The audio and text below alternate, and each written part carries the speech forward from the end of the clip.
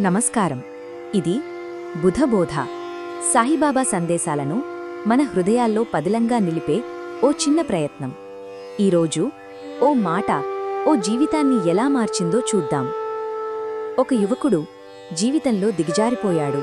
అతని లోపల ఆశలు చచ్చిపోయాయి. చుట్టూ నైరాస్యం, అసంతృప్తి, అపజయమే.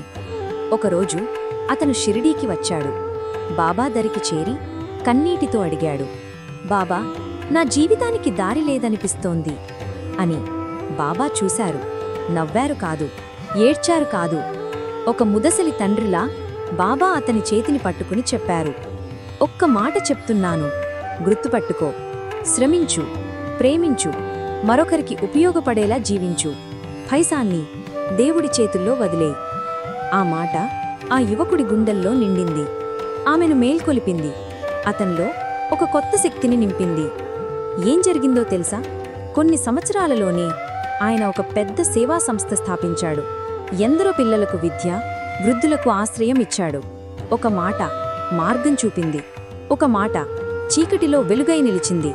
ఒక మాట జీవితాన్ని మార్చేసింది. సాయిబాబా మాటలు ఎప్పటికీ మారదు. మనకోసమన్న ప్రతి మాట జీవితం మారుస్తుంది. మన హృదయాల్లో నిలిపేలా చేద్దాం. ఓం సాయిరాం.